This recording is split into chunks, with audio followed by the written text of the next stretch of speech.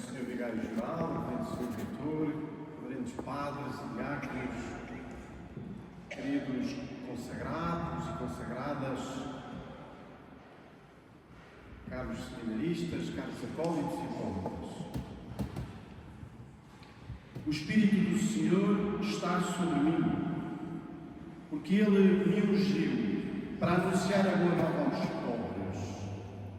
Ele me enviou a proclamar a redenção aos cativos e a vista aos cegos, e a restituir a liberdade aos oprimidos, a proclamar o ano da graça do Senhor. Jesus apresenta-se como o ungido pelo Espírito. É chamado e enviado pelo Pai, em seu nome e como sua presença, Ele, que é verdadeiramente Deus, para se oferecer a si mesmo como oferta sagrada e imolada por amor, sacrifício, pela libertação dos pecados,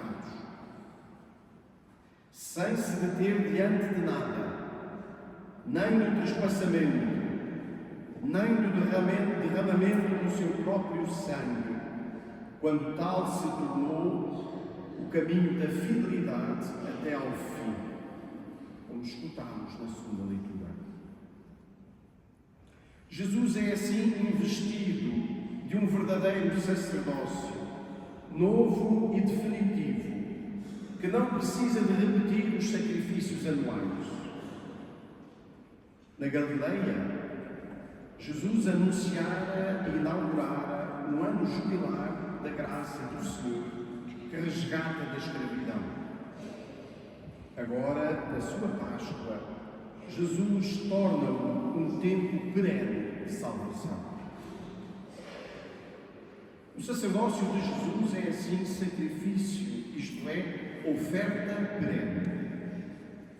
Não precisa de ser repetido, pois não perde eficácia.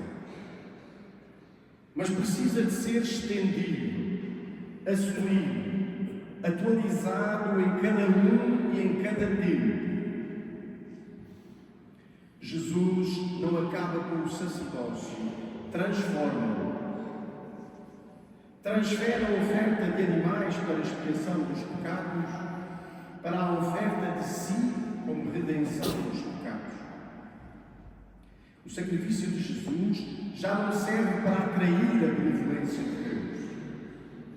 Com ele, Jesus inaugura o caminho da oferta permanente da própria vontade à vontade do Pai. Inaugura o caminho que nos conduz à sintonia e intimidade com Deus em qualquer circunstância, que nem a morte, nem o pecado próprio ou alheio pode nos impedir. Este sacerdócio que Jesus realiza na Páscoa não é uma realidade avulsa, esporádica, pontual, como se tivesse ocorrido apenas ali e pronto, como se não fosse a continuidade de um antes que se prolonga num depois. Não. Ser sacerdote da nova e eterna aliança é o fio condutor da vida de Jesus. Na encarnação, na apresentação no templo, na primeira subida a Jerusalém aos 12 anos, em toda a vida oculta, na pregação e ministério da Galileia, na subida a Jerusalém, na sua Páscoa, em tudo Jesus se oferece a si mesmo à vontade do Pai. Como vemos, sem pertencer à classe sacerdotal e sem nunca ter oficiado no templo, a vida de Jesus é um verdadeiro sacerdócio. Em primeiro lugar, é um sacerdócio profético. Aquele que é a palavra de Deus aniquila-se a si mesmo até à condição de homem, mais ainda, de servo e de mortal, para nos fazer participar da vida divina. Jesus leva à plenitude a unção profética para anunciar a boa nova aos pobres e para nos ensinar a percorrer os caminhos da justiça, da libertação, da iluminação e da conversão. Em segundo lugar, é o sacerdócio pastoral. Jesus leva à plenitude a unção real para inaugurar o seu reinado no mundo à maneira do bom pastor que dá a vida até ao fim para que o mundo a tenha. Jesus inaugura uma linhagem abençoada, como escutávamos, pois oferece a quem quiser aceitar a possibilidade de tomar parte com Ele na relação filial com o Pai. Mas ser sacerdote da nova e eterna aliança é também o fim da glória de Jesus. Tendo passado deste mundo para o Pai, Jesus fez de nós um reino de sacerdotes para Deus seu Pai, como víamos na segunda leitura, e cumpriu a profecia de sermos chamados e sermos realmente sacerdotes do Senhor e ministros do nosso Deus, como víamos na primeira leitura. Jesus continua, pois, a exercer o seu sacerdócio. Ele, na glória, preside ao nosso sacerdócio comum de batizados, que nos é comunicado por meio dos sacramentos da nova aliança. A oferta sacrificial dá agora lugar à liturgia sacramental, pela qual Jesus continua a entregar-se, a comunicar-se ao seu povo, e nós a oferecermos continuamente a Deus por Cristo no Espírito Santo.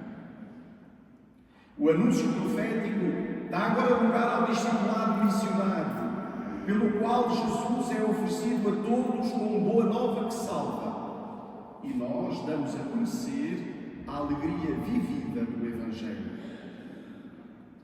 A missão messiânica dá agora lugar ao apostolado e ao serviço pastoral, pelos quais Jesus continua a fazer crescer o seu reino, e nós estendendo-o a todas as dimensões do viver humano. Nesta celebração da manhã, é tudo isto que estamos a celebrar. É o mistério da Igreja, nascida da entrega pascal de Jesus, que comunica a todo mundo a vida nova do Senhor por meio da palavra, dos sacramentos e do serviço até ao fim dos tempos. Não estamos aqui como espectadores, mas como agentes que tomam parte. Ao consagrarmos daqui a pouco o óleo que será usado para os sacramentos que nos dão vida, receberemos a missão de ministros do nosso Deus para comunicarmos ao mundo o óleo da alegria. Não somos meros receptores dos dons de Deus, somos distribuidores da sua graça. Consumimos sacramentos ou tornamos-nos sacramentos para levar Jesus, Ele mesmo, e não apenas o exemplo de Jesus ou ideias sobre Jesus. Apenas ouvimos a palavra de Deus ou somos lugar onde ela se mostra viva e eficaz? Somos apenas praticantes de uma religião ou instrumentos que comunicam uma vida divina? Falamos de uma alegria que é só conversa e não convence ninguém, nem nós? Ou partilhamos a alegria que tocamos, nos transformou e nos apaixona? Escutemos de novo. Temos todos o nome de ministros do nosso Deus. Como mais imediatamente nos virá ao pensamento, tenham os nossos padres, que receberam o ministério sacerdotal para nos animar e confirmar a todos o nosso sacerdócio comum, procurando deixar-se unir e configurar intimamente a Cristo, cabeça do corpo e pastor do rebanho, e realizando o mandato de pregar, de guiar na fé e de fazer perpetuamente os gestos eucarísticos e sacramentais confiados aos apóstolos. Daqui a pouco, eles irão renovar as promessas que fizeram no dia da sua ordenação. Vai ser um momento que nos convoca a um olhar mais profundo, só possível na fé. Neles, não na sua perfeição ou impecabilidade, mas na sua entrega frágil e generosa, Jesus veio até nós para nos confirmar na fé e na missão. Amemos, pois, os nossos padres, não porque agem como esperamos, mas porque nos comunicam os dons de Deus para a vida da fé e da missão. Rezemos por eles, e hoje, muito especialmente, por aqueles que ao longo deste ano celebram os jubileus de ordenação sacerdotal.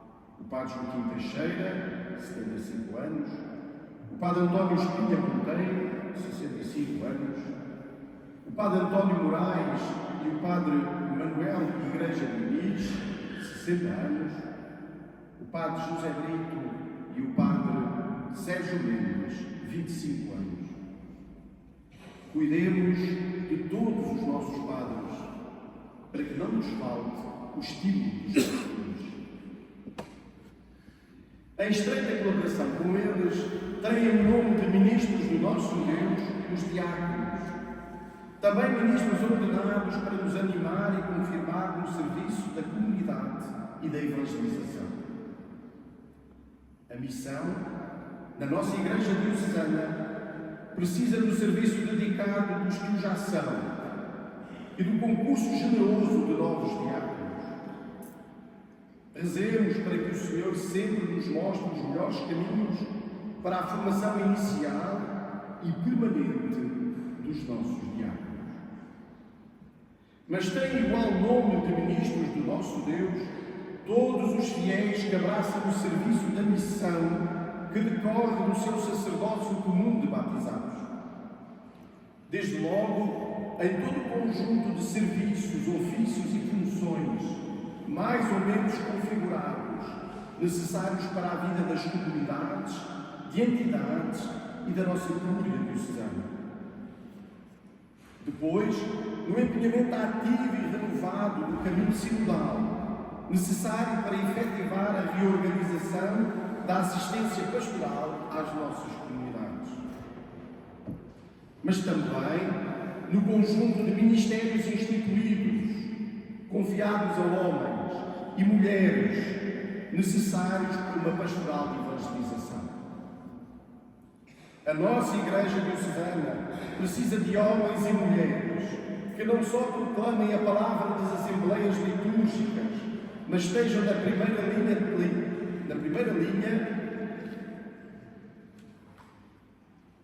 da leitura crente da realidade e da animação do diálogo entre fé e cultura, evangelho e mundo. Precisa de homens e mulheres que não só iniciem as novas gerações na fé, mas dinamizem a catequese contínua, capaz de amadurecer adultos na fé e na esperança. Precisa de homens e mulheres que não só sirvam o corpo de Cristo no altar da Eucaristia, mas sejam os primeiros a cuidar do mesmo corpo de Cristo nos pobres e sofredores, na unidade e na reconciliação, na comunhão e na fraternidade. A nossa Igreja Diocesana precisa ainda de jovens, rapazes e raparigas, que escutem o chamamento de Deus e tenham um coração grande para responder. Precisa de jovens casais, que não só queiram casar e ter filhos, mas aceitem ser ministros do nosso Deus ao serviço da evangelização dos afetos e do amor e da construção da Igreja das famílias. Precisa de jovens raparigas, que não só queiram tomar parte em determinados serviços da Igreja, mas aceitem ser ministras do nosso Deus, consagradas a Jesus como Santa Madalena, para o serviço da nossa Diocese. Precisa de jovens rapazes, que não só queiram participar em determinadas atividades da Igreja, mas aceitem ser ministros do nosso Deus, consagrados a Cristo como os apóstolos, para o sacerdócio ministerial da nossa Diocese. Rezemos, pois, uns pelos outros e pela nossa Diocese. E supliquemos à nossa Mãe e Senhora da Assunção que nos faça dóceis à unção do Espírito, para que também se cumpra em nós, hoje mesmo, estas passagens da Escritura que acabamos de ouvir.